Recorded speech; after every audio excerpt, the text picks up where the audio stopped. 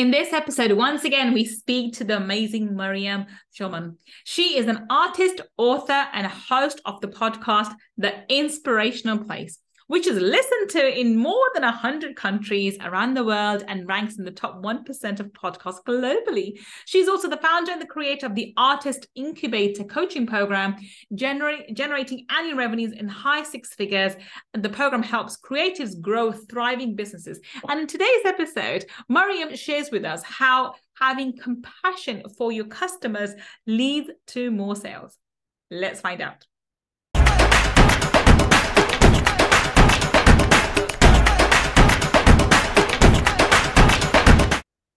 Welcome. This is Gull Khan, your money mindset expert. And once again, we have the amazing, we have the beautiful, we have the charming Miriam Schulman. Welcome, Miriam.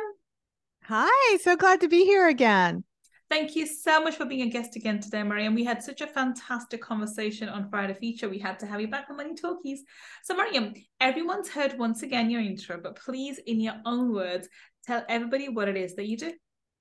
So I've been a professional artist for 20 years, and now I coach artists, and I have a brand new book out with HarperCollins, Artpreneur, How to Make a Sustainable Living from Your Creativity.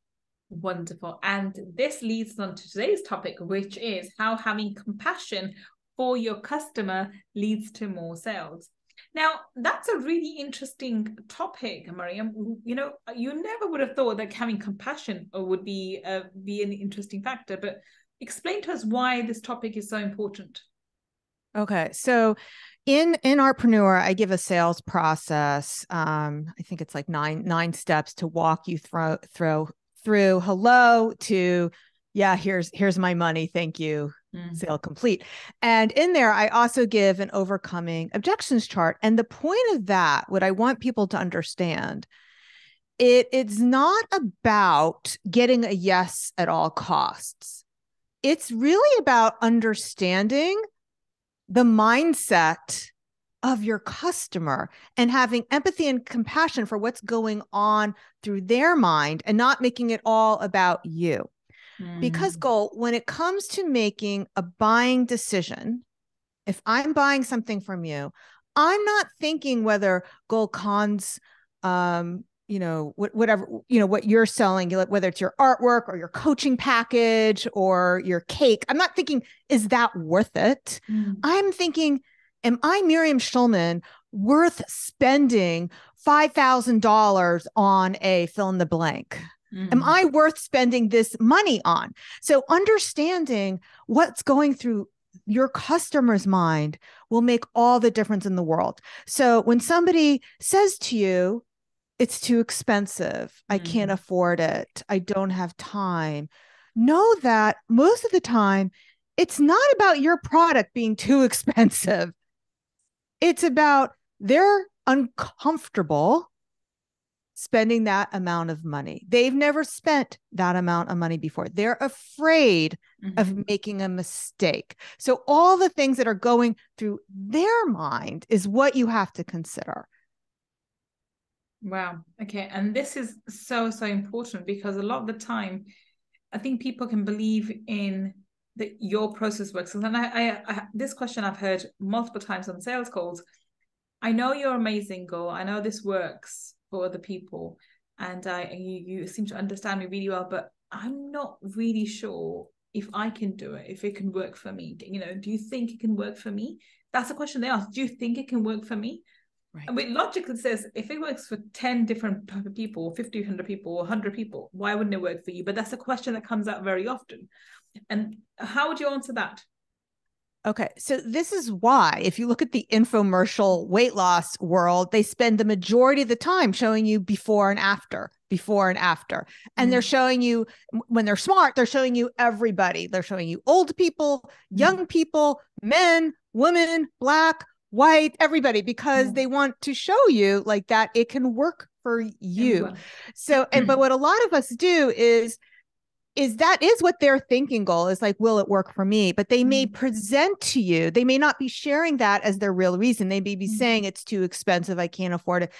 But that's why when they present those reasons from the beginning, you have to tease out what is the real thing that's holding you back. So it's super smart that you are getting to them to the point in that conversation when they're actually being vulnerable and revealing the real reason that's holding them back. And what we have to do, if you're selling something, you have to believe in your customer more than they believe in themselves. You have, in fact, you have to go further than that. You have to love them. You have to love them. Now, this is why I talk about the belief triad. So when you read a self-development book, you'll hear, you have to believe in yourself. You have to believe in what you're selling. But so few people, if anyone, talk about you have to believe in your customer. So that's the belief triad. Believe in yourself, believe in your art, your product, your service, and believe in your customer. So I think that is probably the hardest one to do from all of those things. You can believe in yourself, you can believe in your products, and believing in your customer is hard because you cannot dictate whether your customer will actually do the work. It depends on what for. I'm just thinking from a coaching perspective. So I know if someone follows my methodology and they follow what I tell them, they are going to get success. Money, there's no way money will not enter their life. They're going to have money. And I have a number of case studies to back that up, that something that belief that I have. But you don't choose. Like I can think of one. I've got very few people in my life that haven't succeeded with me, but the ones that haven't are the ones who do the work and then undo it.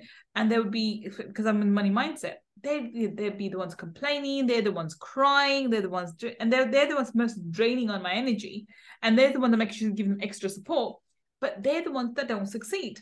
So how would someone have a belief in their clients or the customer, because you don't get to choose how they're going to respond? But now you're talking about something else. So you're talking about what happens after the sale. Okay. So when that happens, what I say to people, so they'll ask me for a guarantee, and I'll say to them, listen, you're the only one who can guarantee your success. I can't do the work for you. You do the work. Like, they have to take the ownership of their own success and commit to it 100%. Like, I don't know about you. You seem like the type of person who does what I do. Like, when I invest in a program, I'm going to get everything I can out of it. And so I make sure that I get the value, because that's who I am. I squeeze, every drop out of that lemon. But when you talk about the sales process, what I see a lot of people do, especially the artists who I coach, is that before they get to the sale, they'll sabotage. Because what they're doing is they're thinking thoughts like, she can't afford it, she doesn't want to pay for it. And a lot of us think, oh, we're not self-sabotaging. It's very similar to I like to use the example from Pretty Woman, where, have you seen the movie? Yeah, of course. Yeah. Okay. Who hasn't? Okay. So Julia, for those who haven't, there's Netflix. And by the way, if you haven't, why not? It's one of the classics. Yeah, it is. Yes. But you can learn a lot about selling. So Julia Roberts is a hooker in the movie, and Richard Gere doesn't want her to dress like a hooker because he wants to take her to a nice restaurant. So he says, here's my gold card, get yourself some nice clothes. Well, she goes to Rodeo Drive, and the salespeople won't wait on her because they don't believe in their customer. Now, we think we're not being those mean salespeople. We think we're better than that. But every time we're thinking thoughts like, oh, I don't think she's going to want to pay for that. I don't, I'm going to quote the price, but once we add on all the stuff that she wants, she's not going to want to buy it. So you can't mind read. You can't fortune tell. You can't when you're doing those things, those all or nothing thinking, that's when you sabotage yourself, because you're not believing in your customer. You're not loving your customer. And I see that as the biggest point of sabotage for people who are selling than the other two parts. Isn't that interesting? Up until this moment in time, I had never put those two together, but I do see your point. So I'm going back to the movie now, and I know that in that movie, she was asking that question, and how much is this? And she said, the sales lady said to her, more than you can pay. Well, how do you know how much I can pay? I've got the money. No, you don't. You can't afford it. And so she was humiliated and left. But how many times do we not pay attention to our potential clients, thinking they won't be able to afford our services? And I mean, I've got a sales call that comes in mind. It was horrible. And sometimes this enters in very subtle ways. Like that's why you're not even aware. Like maybe you don't even offer them your largest package. Yeah. Maybe, maybe if you have a low, medium, and high, and you're only offering them the low because of your thoughts of your customer. And I think it really depends on when you're the receiving and the other side, it can be very, very offensive. I know that when I recently, I'm going to share my experience of being the customer, by the way, and going on a sales call with this. And I hate bro marketers. I have to say, I've said this multiple times, and there's so many of them out there. So this again is a sales rep for a very, very big person. I'm not going to say his name, and I have my backup. So I'm a very difficult person to sell to from these sort of marketing. I don't like bro marketers. Anyway, so we got on the sales call, but the product they had to offer was something that was interesting, YouTube marketing and so forth. And from the get-go, I had my backup. And it wasn't because I couldn't pay, it's because I'm just so sick of these bro marketers, right? There's a different reason for it. Now, he sat down and he started, and right from the outset, he goes, well, if we go through this and this, would you be willing, so would you have the money to pay? And I said to him, I don't have the money, but if I like what I see, I will find the money. Now, I don't think I could be more plain than that. I'm not going to tell you that I've got 50,000 in the bank and I'm going to pay for the service right there and then. At the same time, I said, if I like the service, I'll pay. He wanted me to say yes, because I think in his mind, he already made up that I couldn't afford it and I'm not going to pay. He didn't actually get to know me without asking many questions. Had he asked Brother to get to know me, ask me any questions, you would realize that's not, money is not a factor, but he didn't. And, I don't know whether it's the assumption because I'm brown, a woman, whatever. I don't know what the hell it is. He is from UK, by the way, so I will add that in. And there is element of assumptions and racism that holds within white English men here. I don't know. So it was a white lad, and for whatever reason, he assumed I didn't have the money, and he wanted to make sure that I had the money to pay if we were a good fit, which is the real wrong way to go about it. Yeah. So that is something I also talk about, and that is making it all about the transaction and not about the experience. And Gull, I had the same thing happen to me actually with a Black woman from the UK. I wanted to work with her. I reached out to her on Voxer and saying, I want to, and she immediately wanted to talk about the cost and everything, but she didn't ask me any questions about what my goals were, what I was earning, or invited me even to that sales call, which I already said I wanted to work with her. I'm not a dummy, but she made it all about the money. And she presented the money, and I didn't give her the yes or no with the money. And it became very icky very quickly because she made it about the money because she thought I didn't want to proceed because of the dollar amount that she was giving. I didn't want to proceed because she made it a transactional experience. She wasn't focusing on me, the customer. She wasn't loving the customer. She wasn't believing in the customer, and it felt icky. So, unfortunately, a lot of those bro marketing techniques make their way to women coaches too, or because that's I think unfortunately that's the marketing that's been people sell. That's how they sell. So when the people go and learn sales techniques, they go to these bro marketers, and it filters down to all the different. When I say bro marketers, I'm talking about the technique, not the. That's right. It's not just because because when she presented the money without doing the other parts, I backed off, and because she kept assuming it was about the money, she made all her follow-up questions about the money, which only made the problem worse. Yeah. So it was like, well, how much were you expecting to pay? It wasn't about how much I was expecting to pay. It was how I was expected to be treated. Yeah. Agreed. And that's the part she didn't get. Yeah. And I think if we start treating our customers in the way that if we give them a good enough offer, and they have a need for it, they would find the money. I always said this, and this is why that comment I made to this sales rep. If I like what I see, if I want what you have, I will find the money.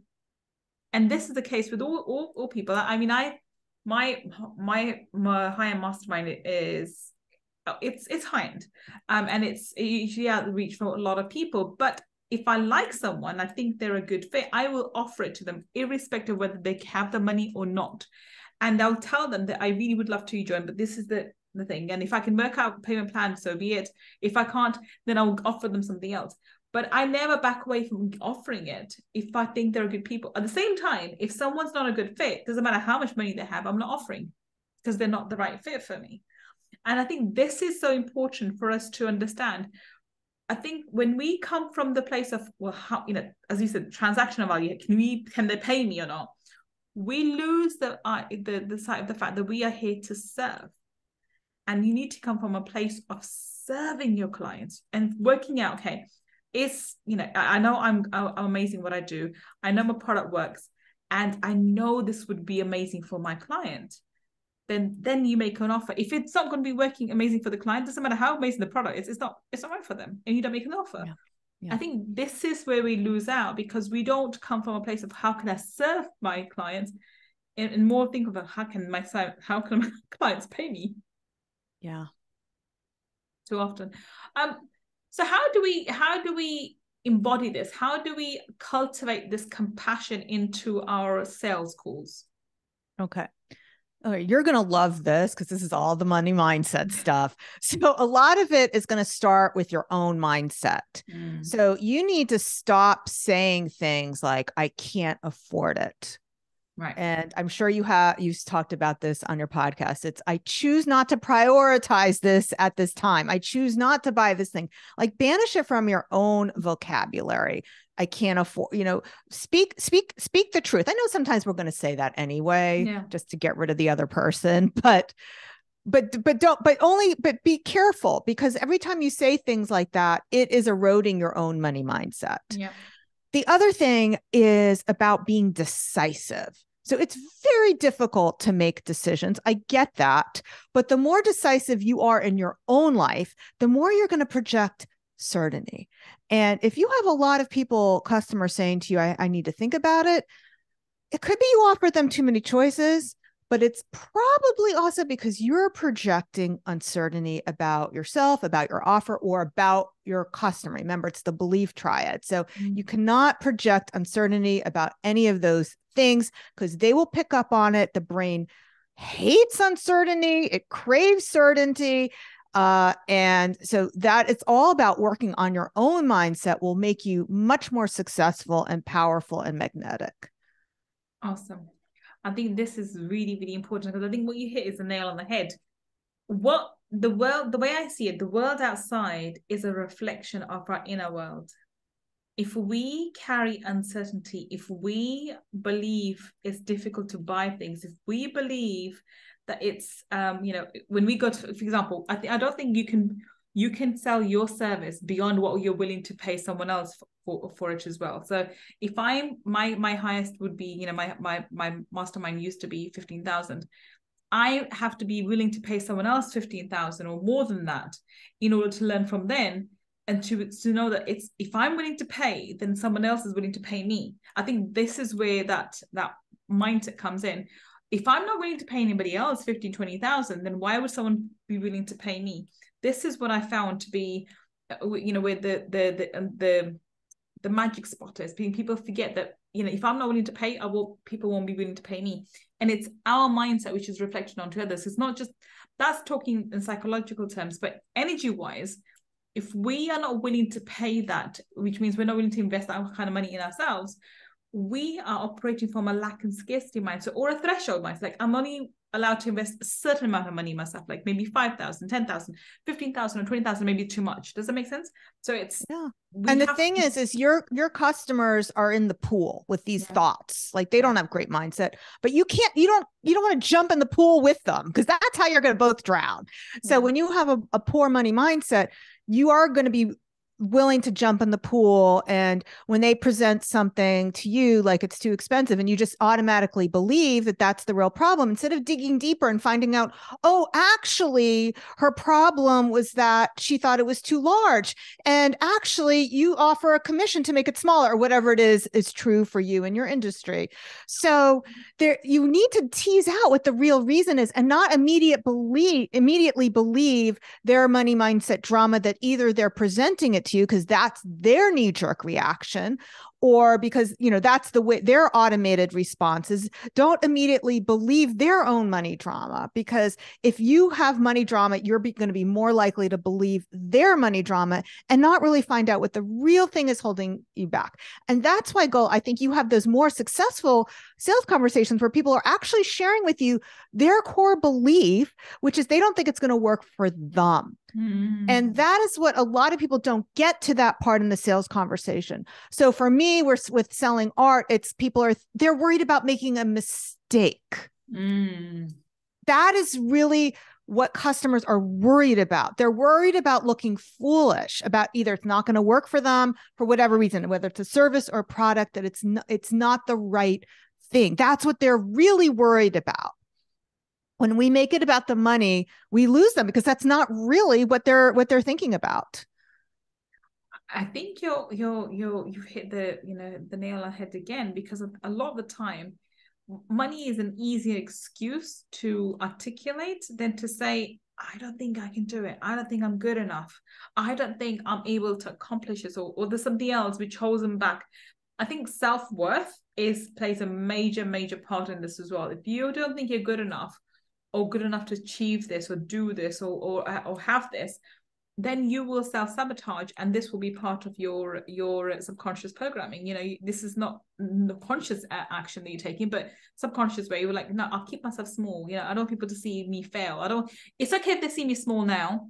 It'd be worse if they see me try and fail. I think that is the assumption they have. And what people think, I invested this much in my money. So that's another thing. When they understand the value, or the thing they do of maybe mindset work, I think, unlike your work, this is more tangible. This is not tangible, it's more intangible. So mindset work, they may see the value in it, but maybe their partner doesn't, or their parents don't. They think, why would you spend so much money on mindset work? That's ridiculous. That's because they don't see the ROI, and they don't have a way to articulate the ROI to their partner. That's sometimes when that happens as well. And so here's what I want to talk about again, the compassion for your buyer. Why do people say, I want to ask my partner? And the reason why is because they're having trouble making a decision themselves. They're worried about it not working out. And they feel if they ask their partner and it doesn't work out, they can blame it on it. They don't have to take full accountability for their decisions. They can blame their result on their partner. Oh, you told me this would be a good idea. And this goes back to what we were saying before, Gull, about how they're the only ones who can guarantee their own result. Yeah. But far too many times, I think this is a case more with coaches that I see. We take on personal responsibility for our clients' results, whereas you can only give them a process. They have to, walk through the process or do the process in order to get the results. And it's funny how sometimes clients blame you too. Like, I did this and you said it would work, but it hasn't worked for me. But how have you worked? How have you used it? What's to be done, and how often are you doing it? It's all a part of it. But the clients want to blame you, and you want to blame you because you want to make sure that your clients get results somehow. Otherwise, you don't deserve to have the money. I think that comes back to your money mindset and your own personal beliefs around your worthiness. No? Yeah, it definitely can. I had a client recently who I told her that she needed to sell in person 4 times, 4 events. And so at our most recent call, she was saying to me, well, I want to go and check these events out first before I do them. I said, well, you can do that, Jane, not her real name. You can do that, Jane, but just remember, you're keeping yourself in research mode, and you're not going to make money in research mode. Like, I'm reminding her to take responsibility for her actions of what she's doing. Like, she came to me and she's paying me a lot of money to learn, and I'm telling her what to do. And she is holding on with her tight fist to her like learning mode. You know, she's holding on to it for dear life because she's afraid of taking those risks. So if we wrap this up now, how would someone develop compassion, or how would they work on their compassion? How would they work on making sure that when they get on these sales calls, they are presenting to their potential clients the best options available to them, and they're not sort of, projecting their own limiting beliefs onto their clients? Okay, so it goes back to what we said earlier. Don't make it about the money, make it about the experience.